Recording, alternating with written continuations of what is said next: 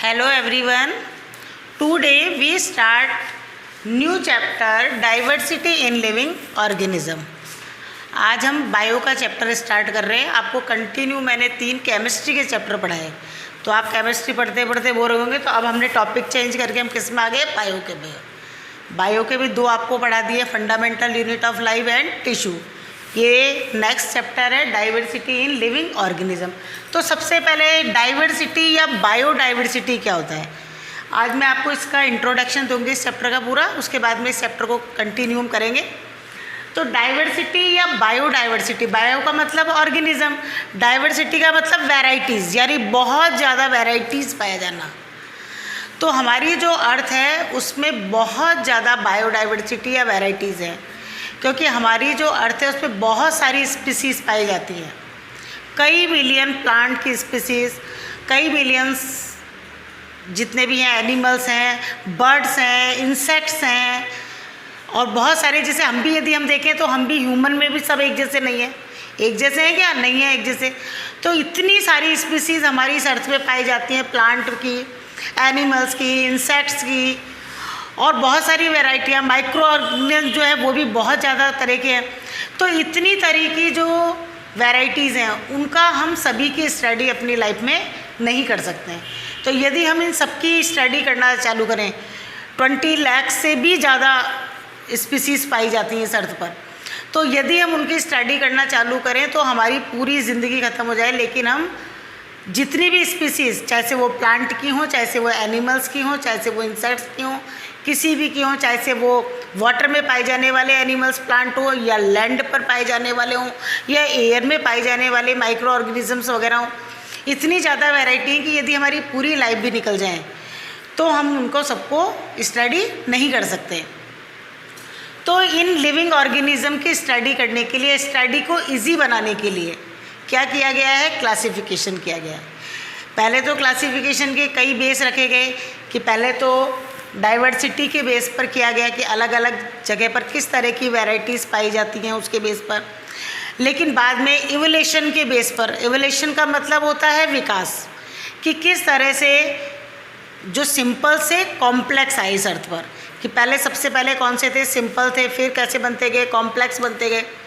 इस तरह से इवोल्यूशन, जैसे आपको एक सिंपल सा एग्जांपल, कि जब भी इवोल्यूशन होता है तो वो हमेशा क्या होता है, सिंपल से कॉम्प्लेक्स की तरफ जाता है।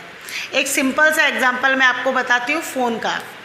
पहले यदि आपने पुरानी पिक्चर वगैरह देखी होगी तो आप देखोगे सबसे पहले जो फ़ोन है वो किस तरह का होता था कि एक को तो मुँह पे रखते थे और एक को कान में लगा कर बोलते थे।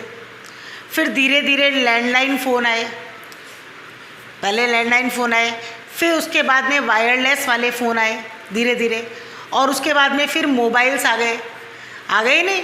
फिर मोबाइल में भी सबसे पहले तो बहुत पुरानी टेक्नोलॉजी थी, जैसे नोकिया का आता था पहले मोबाइल, उसमें कोई इंटरनेट वगैरह या इस तरह का फंक्शन नहीं था। बाद में मोबाइल्स के अंदर भी बहुत ज़्यादा डेवलपमेंट होता गया। आज हम अपने मोबाइल से हर चीज़ है, चाहे से पेमेंट करना हो या कोई भी चीज़ सर्च करनी हो पूरे वर्ल्ड में, किसी भी तरह से आपको वीडियोग्राफी बनानी हो, वीडियो देखना हो, तो ये सब, तो ये किसमें एक एग्जाम्पल है टेक्नोलॉजी के डेवलपमेंट का, कि सबसे पहले सिंपल सा मोबाइल था और उसके बाद टेक्नोलॉजी बढ़ते बढ़ते आज एंड्रॉयड जो फ़ोन आ गए हैं जिसमें से हम हर चीज़ देख सकते हैं। तो टेक्नोलॉजी का जैसे आप डेवलपमेंट देख रहे हो, इसी तरह से ही इस अर्थ पर भी ऑर्गेनिज्म का डेवलपमेंट हुआ है, यानी सिंपल से कॉम्प्लेक्स की तरफ हुआ है। लेकिन इतने सारे सिंपल से लेकर कॉम्प्लेक्स तक बनते बनते इतनी स्पीसीज़ हो गई हैं इस अर्थ पर, प्लांट्स की और एनिमल्स की, कि हम उन सभी की स्टडी नहीं कर सकते हैं। तो स्टडी को इजी बनाने के लिए क्या किया गया है, लिविंग ऑर्गेनिज्म का क्लासिफिकेशन किया गया है, कि एक जैसी कैटेगरी वाले या एक जैसे करैक्टर रखने वाले प्लांट्स हो या कोई भी स्पीसीज़ हो, प्लांट के हो या एनिमल्स के हो, किसी की भी हो, उनको एक क्लास में या एक उसमें रख देते हैं। तो हम उस क्लास का किसी का भी एक भी स्पीसीज़ की यदि हम स्टडी करें तो हमको सबके बारे में पता चल जाता है। अब जैसे यदि हम कहें कि प्लांट में रहने वाले हैं, तो प्लांट में भी अलग अलग तरह के होते हैं। प्लांट में जब भी ज़रूरी नहीं कि सभी एक जैसे ही ऑर्गेनिज्म होते हैं, अलग अलग तरह के होते हैं। अर्थ में रहने वाले भी अलग अलग, तो करैक्टर के बेस पर करा गया। फिर लास्ट में जो देखा गया इवोल्यूशन, किस तरह से इस अर्थ के ऊपर इवोल्यूशन हुआ है। इस बेस के ऊपर क्या किया गया है, क्लासिफिकेशन किया गया। तो क्लासिफिकेशन क्यों नेसेसरी है, स्टडी को ईजी बनाने के लिए। जो लिविंग ऑर्गेनिज्म है उनकी स्टडी को इजी बनाने के लिए क्या किया गया है, क्लासिफिकेशन किया गया है, ताकि हम इस अर्थ पर पाई जाने वाली जितने भी ऑर्गेनिज्म है, लिविंग ऑर्गेनिज्म है, उन सभी की स्टडी इजीली कर सकें। तो पहले जो आपको पता है, पहले भी 9th छोटी क्लास से पढ़ते आ रहे हैं, ऑर्गेनिज्म है उनको, लिविंग ऑर्गेनिज्म को 2 टाइप में, प्रोकैरियोटिक एंड यूकैरियोटिक, 2 टाइप की सेल्स आपने पढ़ी। प्रो का मतलब प्रीमैच्योर जो सेल थी, जिसमें न्यूक्लियस नहीं था, सेल मेम्ब्रेन नहीं थी, ओनली 1 क्रोमोसोम्स पाया गया था। इस तरह की इसमें यूनिसेलुलर आती है, जिसमें हम पढ़ेंगे मोनेरा का। तो मोनेरा जो है वो सबसे सिंपल जो है ऑर्गेनिज्म है। और यूकैरियोटिक में को फिर 2 पार्ट में बांटा गया, यूनिसेलुलर एंड मल्टी सेलुलर। फिर जैसे मोनेरा है वो प्रो का है, यानी पूरी तरह से मैच्योर जो सेल है वो नहीं है, इसमें न्यूक्लियस भी प्रेजेंट नहीं है।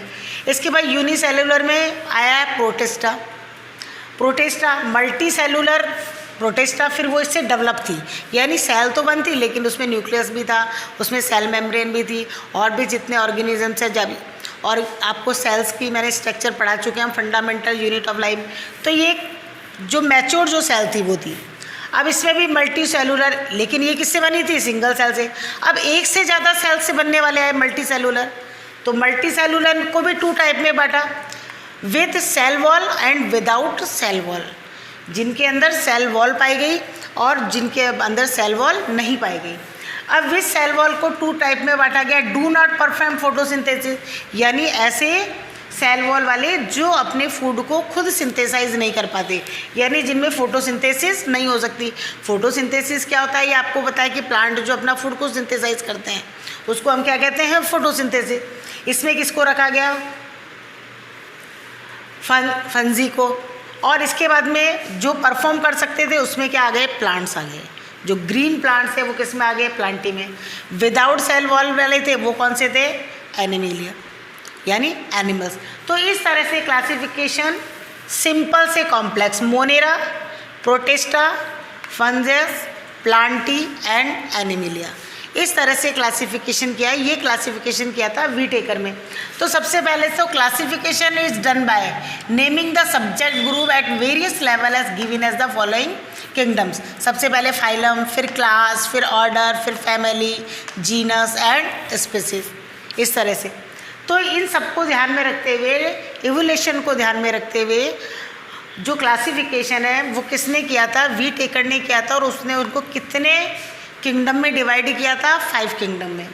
First Monera, second Protista, third fungi, fourth Plantae and 5th animalia. अभी इस चैप्टर में हम इस तरह से सबसे पहले वीटेकर का जो मोनेरा, प्रोटेस्टा, फंजी के बारे में पढ़ेंगे। फिर प्लांट को भी कितने उसमें बांटा गया है, प्लांट का क्लासिफिकेशन पढ़ेंगे, ब्रायोफाइटा, टेरिडोफाइटा, एंजियोस्पर्म, जिम्नोस्पर्म, जो भी है जिस तरह से उसमें पढ़ेंगे। फिर एनिमेलिया, एनिमेलिया में भी नॉन कॉर्डेटा और कॉर्डेटा। इस तरह से इस चैप्टर में पूरा क्लासिफिकेशन पढ़ेंगे। तो एक बात आपको दिमाग में रखनी है, पूरे चैप्टर में डाइवर्सिटी का मतलब होता है वैरायटी, बायोडाइवर्सिटी। नाम इसका पूरा है बायोडाइवर्सिटी। बायो का मतलब ऑर्गेनिज्म, डाइवर्सिटी वैरायटी, बहुत ज़्यादा वैरायटी का पाया जाना, वो क्या कहलाया, डाइवर्सिटी। इन लिविंग ऑर्गेनिज्म, यानी लिविंग ऑर्गेनिज्म की कितनी वैरायटीज़ इस अर्थ के ऊपर पाई गई हैं, चाहे से वो प्लांट हों या एनिमल्स हों, उनकी स्टडी को इजी बनाने के लिए जितने भी लिविंग ऑर्गेनिज्म है उनका क्या किया गया है, क्लासिफिकेशन किया गया है। तो आपको नोट्स कॉपी में ऑर्गेनिज्म को किस तरह से क्लासिफाइड किया गया है, ये केवल जो आपको बनाया गया है लाइन डायग्राम की तरह से, इसको आपको अपनी होमवर्क कॉपी में बनाना है। और नेक्स्ट ये लिखना है कि किंगडम को में phylum, class, order, family, genus and species. आगे जब आप बड़ी क्लास में जाएंगे तो उनमें ही पढ़ेंगे कि फाइलम क्या होता है, क्लास क्या होती है, ऑर्डर क्या होता है, फैमिली क्या होती है, किस तरह से रखा जाता है। वो हाई क्लासेस का तो अभी तो केवल नाम है। और फिर आगे हम जो नेक्स्ट लेक्चर है उसमें इन सबके मोनेरा, प्रोटेस्टा, फंजी, प्लांटी और एनिमेलिया, इनके कैरेक्टर को क्या करेंगे, स्टडी करेंगे। तो आज हमारा ये लेक्चर में आपको ये केवल ये लाइन डायग्राम बनाना है अपनी होमवर्क कॉपी में, और बाकी जो भी है उसको अपनी नोट्स कॉपी में उतारना है। नेक्स्ट जो टॉपिक है उसको हम नेक्स्ट लेक्चर में स्टार्ट करेंगे। Thank you.